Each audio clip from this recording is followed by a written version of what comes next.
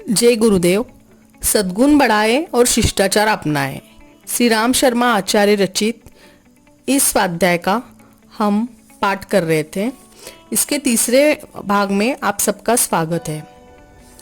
शिष्टाचार एक प्राचीन कहावत है कि मनुष्य का परिचय उसके शिष्टाचार से मिल जाता है। उसका उठना बैठना, चलना फिरना, बातचीत करना, दूसरों के घर में जाना, रास्ते में परिचितों से मिलना, ऐसे प्रत्येक कार्य एक अनुभवी को यह बतलाने के लिए पर्याप्त है कि वास्तव में व्यक्ति किस हद तक सामाजिक शिष्ट एवं शालीन है। शिष्टाचार और सहृदयता का परस्पर बहुत अधिक संबंध है, जिसकी विचारधारा और मानसिक वृत्तियां शुष्क, नीरस और कठोर हो गई है। वह किसी के साथ प्रेम पूर्वक नहीं मिल सकता, न किसी के साथ हार्दिक शिष्टाचार का व्यवहार कर सकता है। इसका परिणाम यह होगा कि दूसरे लोग भी उससे उपेक्षा तथा पृथकता का व्यवहार करेंगे और वह संसार में अकेला ही अपने जीवन को व्यर्थ में खोता रहेगा। सहृदयता एक ऐसा गुण है जिसके एक साधारण श्रेणी का व्यक्ति भी अनेक लोगों का प्यारा मित्र, घनिष्ठ सखा बन जाता है और साधारण साधनों वाला होता हुआ भी आनंदमय जीवन व्यतीत कर लेता है।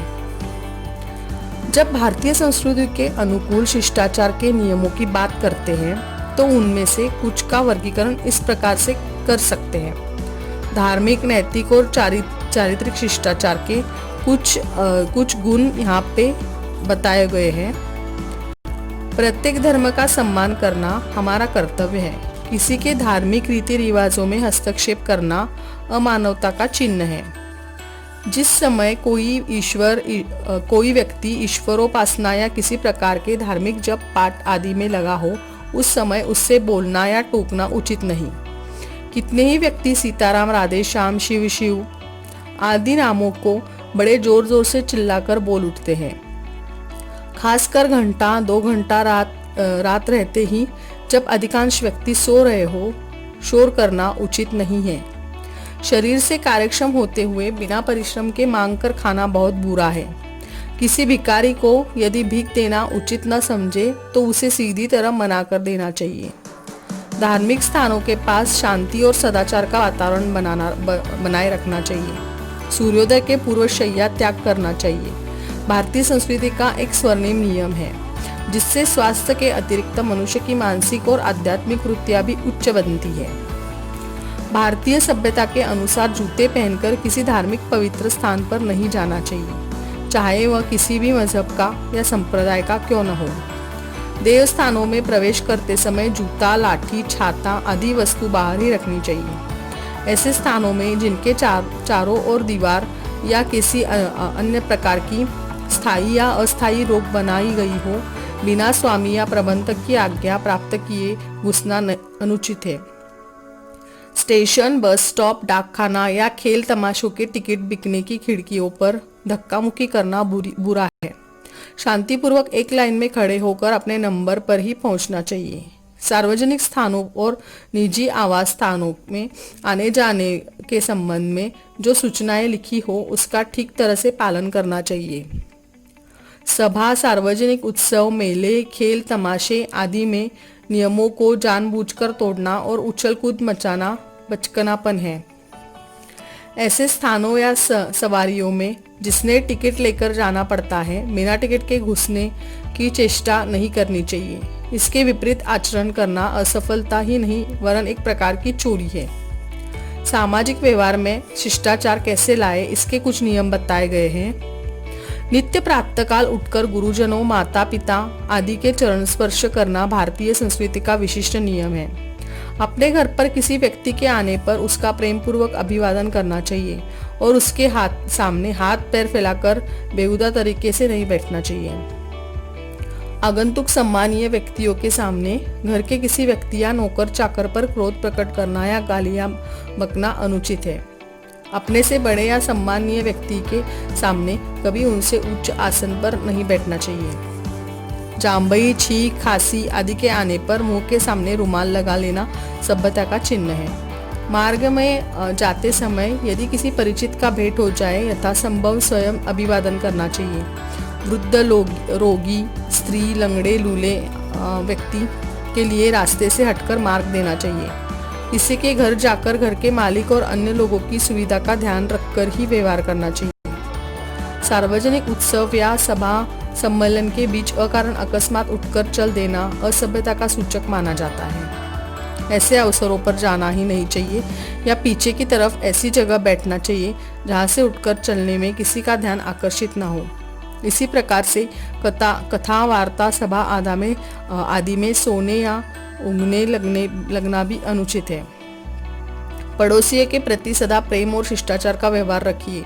जरूरत पड़ने पर उनकी सब प्रकार से सहायता करने को प्रस्तुत रहे और यदि वह गरीब हो तो उसके सामने अपने वैभव का प्रदर्शन करके उसे लज्जित करने का प्रयास न करें। इसी प्रकार धनवान पड़ोसियों के सामने अपनी विपत्तियों का रोना रोकर उसकी सहानुभूति प्राप्त करने का तरीका भी ठीक नहीं है।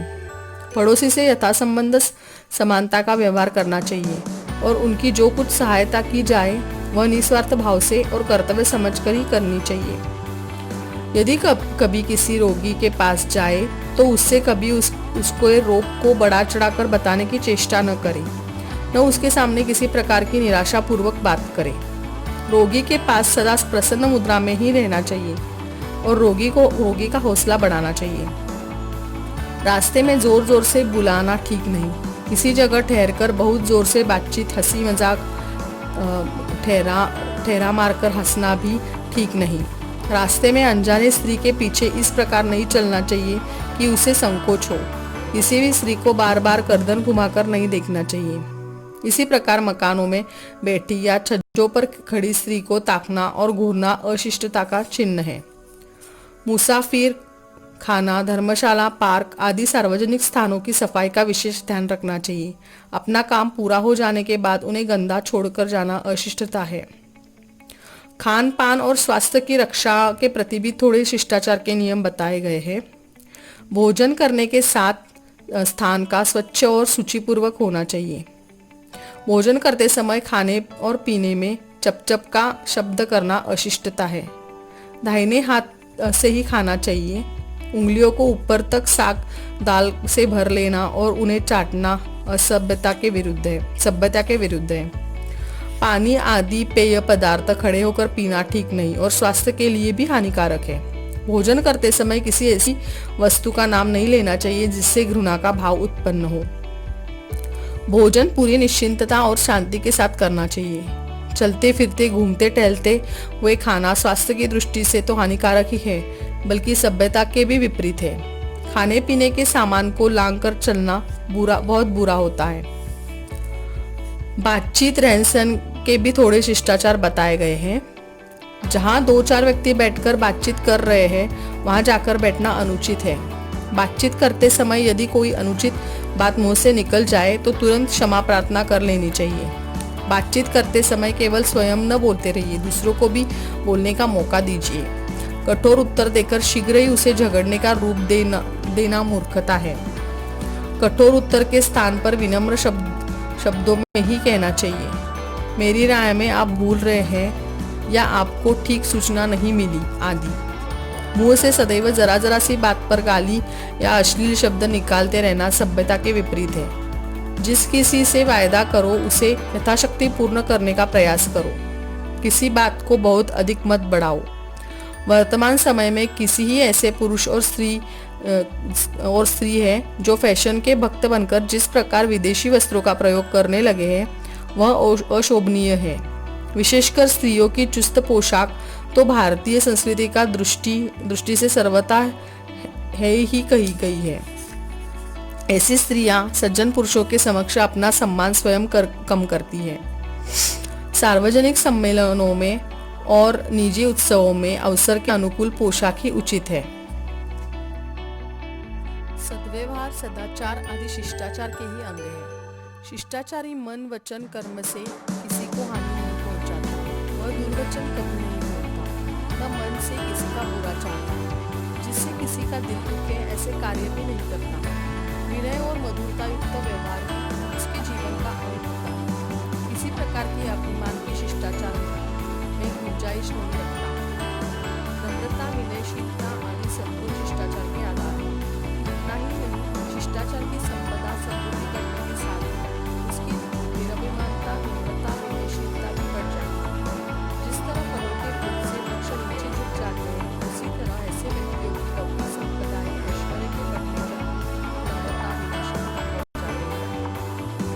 शिष्टाचार एक ऐसा सद्गुण है जिसे अभ्यास और आचरण द्वारा प्राप्त किया जा सकता है।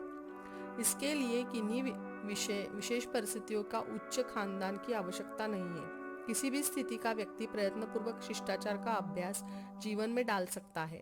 इसके लिए संवेदनशील हृदय की कोमलता आवश्यक है। ऐसे व्यक्ति का अपने व्यवहार और जीवन क्रम में छोटी छोटी बातों पर भी ध्यान रहता है, जिससे दूसरों को कोई दुख न हो। शिष्टाचार में दूसरों की भावनाओं का ध्यान रखना आवश्यक है। आत्मनिरीक्षण और उसकी महत्ता। दूसरों के गुणदोष विवेचन में मनुष्य जितना समय खर्च करता है, उसका 1% भी यदि आत्मनिरीक्षण में लगाए तो आदर्श मनुष्य बन जाएगा। दूसरों के दोष आँख से दिख जाते हैं, पर अपने दोष का चिंतन मन के शांत होने पर स्वयं करना पड़ता है। शरीर का दर्पण तो कारीगरों ने बना दिया है, पर चरित्र का दर्पण अभी तक कोई नहीं बना रहा और न बनेगा। जो व्यक्ति छिद्रान्वेषण करते हैं वे प्रायः छिपकर करते हैं। पीठ पीछे सब एक दूसरों को भला बुरा कह लेते हैं, निंदा कर लेते हैं। हमारी बातचीत का विषय ही प्रायः पर निंदा ही होता है। मन में दुर्भावना रहते हुए अक्सर लोग चालपूसी भरी प्रशंसा करते रहते हैं। ऐसी प्रशंसा आपको सही आत्मनिरीक्षण से रोकती है। मनुष्य चरित्र की यह सबसे बड़ी कमजोरी है कि वह अपनी प्रशंसा का सदा भूखा रहता है। अंतिम सांस तक भी मनुष्य की यह भूख नहीं जाती। सच्चाई तो वही है जो हमारे अंतःकरण में छिपी है। अपना गुप्तचर आप बनकर ही हम उसका अनुसंधान कर सकते हैं। यह आत्म परीक्षा ही हमें हमारे चरित्र के असली स्वरूप को हमारे सामने प्रकट करेगी और तभी हम चरित्र में सुधार कर सकेंगे।